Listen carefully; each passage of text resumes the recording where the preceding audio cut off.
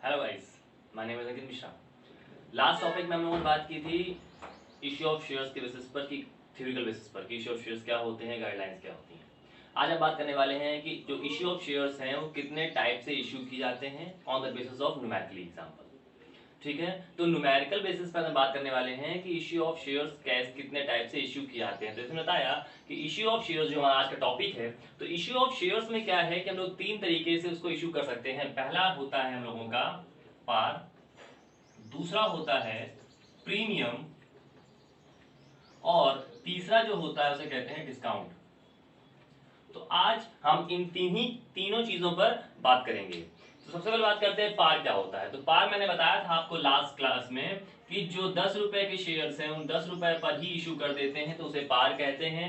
10 वाले शेयर्स को 12 पे इशू करते हैं उसे प्रीमियम कहते हैं, और 10 वाली चीज को हम लोग 8 रुपए पर इशू करते हैं तो उसे डिस्काउंट कहते हैं।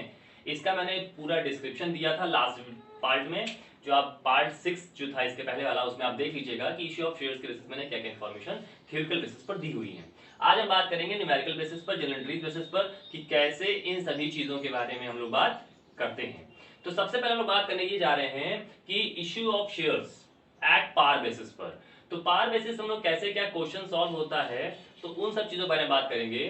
तो मैंने देख रहे हैं कि मैंने ये बना जनरल एंट्रीज बनाई हुई है और मैंने इसमें अमाउंट फिल नहीं किया हुआ है। ठीक, क्यों? क्योंकि अभी मैं आपको एक क्वेश्चन शो करूंगा स्क्रीन बोर्ड पर, उस पर क्या होगा, उस क्वेश्चन की बेसिस पर मैं आपको बताऊंगा कि कैसे जर्नल एंट्रीज फिल की जाती हैं। ठीक, अब याद करना, मैंने आपको लास्ट लेक्चर बताया था कि जनरल एंट्रीज मैंने आपको बताई थी कि जो क्वेश्चन आपके आते हैं वो सारे इंस्टॉलमेंट बेसिस पर ही आएंगे। ठीक, तो जितने भी क्वेश्चंस हम लोग लगाएंगे न्यूमेरिकल बेसिस पर, सारे इंस्टॉलमेंट बेसिस पर और इंस्टॉलमेंट बेसिस की एंट्रीज के बेसिस पर सारे क्वेश्चंस रहेंगे हम लोगों के। ठीक है, तो स्क्रीन बोर्ड पे आपके शो हो रहा होगा कि क्वेश्चन क्या है। तो एक क्वेश्चन पढ़ लेते हैं पहले हम लोग ताकि आपको दिक्कत ना हो। क्वेश्चन में क्या लिखा हुआ है, the authorised capital of Sudhir limited is rupees 4 lakh, which is divided in 40,000 equity shares of rupees 10. Out of these shares, 18,000 shares have been issued to public, payable at rupees 1 rupees application, 2 rupees allotment, 3 rupees first call, and the 4 rupees second and final call. All the amount have been duly received. Pass the necessary journal entries in books of Sudhir Limited. ठीक है, तो ये question आपका show हो रहा है screen पर, इसी के बेसिस पर हम लोग जनरल एंट्रीज अब मेंटेन करेंगे। ठीक, तो जनरल एंट्रीज तो मैंने बना दी है, हमें केवल अमाउंट फिल करना है। तो अमाउंट कैसे फिल करना है ये जान लेते हैं। तो सबसे पहले मैं बता देना चाहता हूं आपको कि जो भी हम लोगों की जो इंस्टॉलमेंट बेसिस मैंने बात करी थी कि जो क्वेश्चन हम लोगों का आता है वो 4 ट्रांजेक्शन पर होता है, या 4 उसको हम लोग इंस्टॉलमेंट भी कह सकते हैं।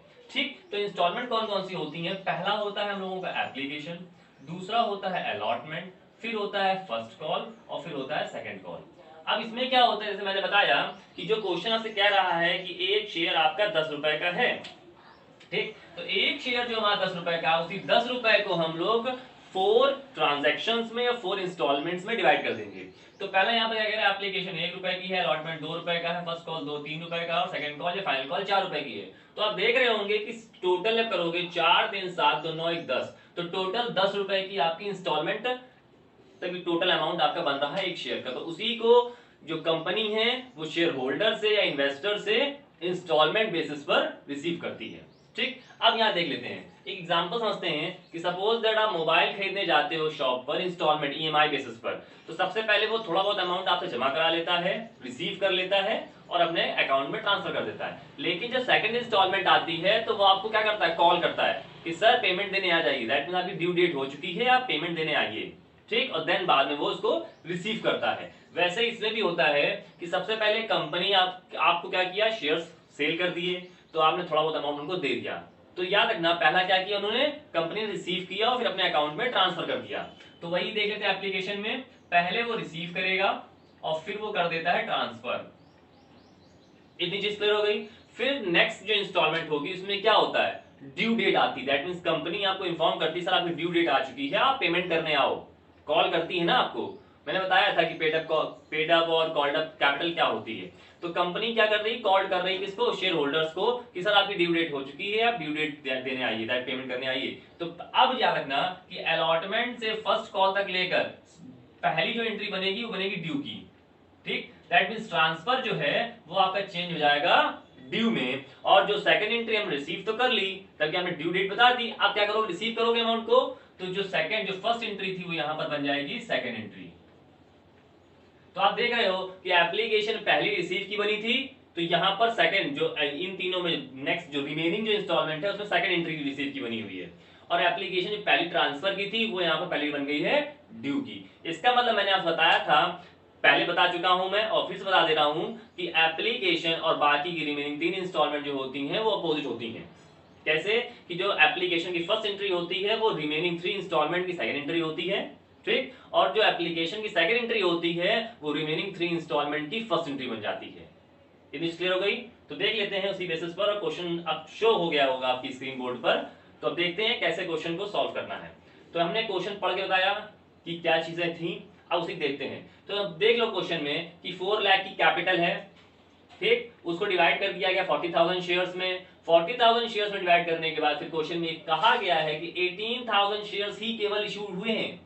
याद रखिएगा, केवल 18,000 शेयर्स इशू हुए हैं, तो सारा काम हम लोग 18,000 शेयर्स पर करेंगे। अगर क्वेश्चन में कहा गया है कि पब्लिक ने कितने शेयर सब्सक्राइब किए हैं, तो फिर शेयर सब्सक्राइब बेसिस पर सारा क्वेश्चन सॉल्व किया जाता है, ठीक। तो यहां पर इश्यूड और सब्सक्राइब एक ही हो जाएगा, तो 18,000 शेयर्स पर सारा काम किया जाएगा।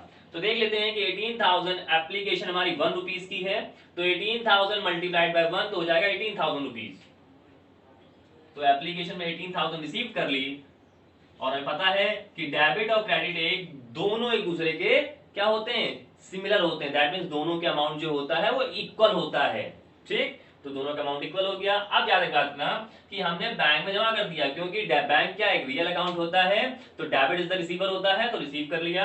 उसके बाद फिर क्या है कि जो शेयर एप्लीकेशन है, तो शेयर्स हमारे क्या हो रहे हैं, यहाँ पर हम लोग क्या कर रहे हैं, ट्रांसफर कर रहे हैं, ठीक। तो अब ये क्या हो जाएगा, डेबिट, क्योंकि कंपनी के अकाउंट ट्रांसफर कर रहे हैं ना दूसरे में, तो कंपनी क्या थी, एज हमारी आर्टिफिशियल पर्सन है, ठीक। तो यहाँ पर हम जो पेमेंट करने की बात आ रही है, तो यहाँ नॉमिनल की बात आएगी, तो एक्सपेंसेस आ जाएंगे, तो यहाँ पर हो जाएगा ये डेबिट में 18,000। इतनी चीज क्लियर हो गई। फिर आते हैं इंस्टॉल अलॉटमेंट वाले में। अलॉटमेंट कितने रुपए की हमारी, 2 रुपए की, तो 18,000 मल्टीप्लाइड बाय 2 रुपीज करेंगे, कितना हो जाएगा, 36,000 रुपीज। तो अलॉटमेंट का हमारा जो टोटल रुपए हो जाएगा 36,000, और उसी को हम लोग अब देखो ड्यू डेट बता दी, यहाँ पहले रिसीव करी, हम लोग ट्रांसफर कर लिया। अब जब अलॉटमेंट में आएंगे तो पहले ड्यू के बारे में बताएंगे, सर इतना पेमेंट आपको देना है, और नेक्स्ट में बाद में हम जब जाकर के उसको रिसीव कर लेंगे। दैट मींस कंपनी उसको रिसीव कर लेगी, और ऐसी ही प्रोसेस अब फर्स्ट कॉल और सेकंड कॉल में कंटिन्यू होती रहेगी। कैसे, क्या 18,000 और इंटू 3 करोगे, कितना रुपए लेना है हमको, 54,000। इतना बताया गया कि को लेना है, और रिसीव भी उतना ही कर लेंगे।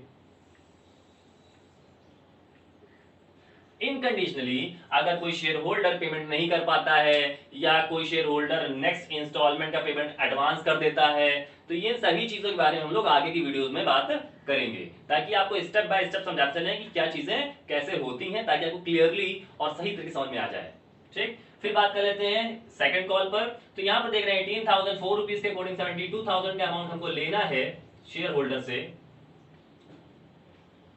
और रिसीव कर लेंगे 72,000।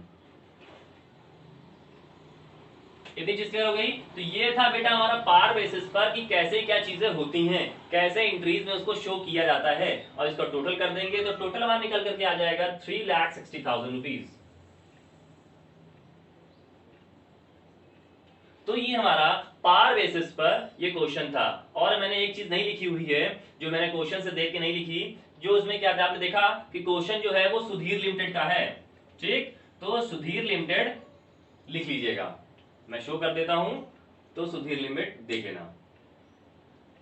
इतनी चीज क्लियर हो गई। तो ये था हमारा पार बेसिस पर क्वेश्चन। आगे की मैं बताऊंगा अभी कि कैसे प्रीमियम पर काम करते हैं, कैसे हम लोग डिस्काउंट बेसिस पर सारा काम करते हैं, तो आगे देखते हैं।